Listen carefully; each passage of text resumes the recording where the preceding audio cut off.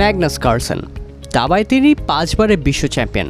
তার মতো একজন হেভিওয়েট গ্র্যান্ডমাস্টারকে চলতি বিশ্ব র্যাপিড ও ব্লিটজ দাবা চ্যাম্পিয়নশিপ থেকে বহিষ্কার করা হয়েছে, কারণ ড্রেস কোড না মেনে জিন্স পরে চ্যাম্পিয়নশিপ লড়তে এসেছিলেন তিনি। 27 ডিসেম্বর চ্যাম্পিয়নশিপের 7ম রাউন্ড শেষে জিন্স পরে খেলায় $200 জরিমানা করা হয় কার্লসেনকে।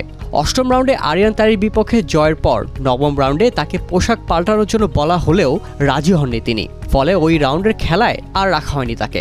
ক্ষুব্ধ হয়ে কার্লসেনও সরে দাঁড়ান।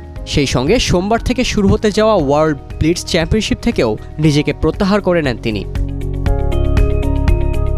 ওয়ার্ল্ড চেস ফেডারেশন ফিদের মতে ড্রেস কোডের নিয়মগুলো আরোপ করা হয় ফেডারেশনের অ্যাথলেটস কমিশনের সদস্যের মাধ্যমে। পেশাদার খেলোয়াড় ও বিশেষজ্ঞদের সমন্বয়ে গঠিত কমিশনের নিয়মগুলো বছরের পর বছর ধরে মেনে আসছেন অংশগ্রহণকারীরা। প্রতি ইভেন্ট শুরুর আগেও তাদের জানানো হয় নিয়মগুলো। ফিদে এক বিবৃতিতে জানিয়েছে, খেলোয়াড়দের আবাসন ভেন্যু থেকে হাঁটা দূরত্বে রাখা হয় যাতে নিয়ম মেনে চলা আরও সুবিধাজনক হয় তাদের জন্য। আজ জিন্স পরে ড্রেস কোড ভেঙেছেন ম্যাগনাস কার্লসেন।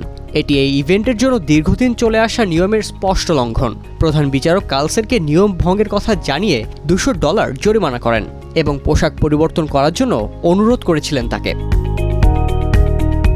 বিবৃতিতে আরও বলা হয়, দুঃখজনকভাবে কার্লসেন তা প্রত্যাখ্যান করেন এবং এর ফলে তাকে রাউন্ড 9-এর জন্য নেওয়া হয়নি। এই সিদ্ধান্তটি নিরপেক্ষভাবে নেওয়া হয়েছে এবং সকল খেলোয়াড়ের জন্য সমানভাবে প্রযোজ্য। কিন্তু কেন এমন সিদ্ধান্ত নিলেন বিশ্ব চ্যাম্পিয়ন?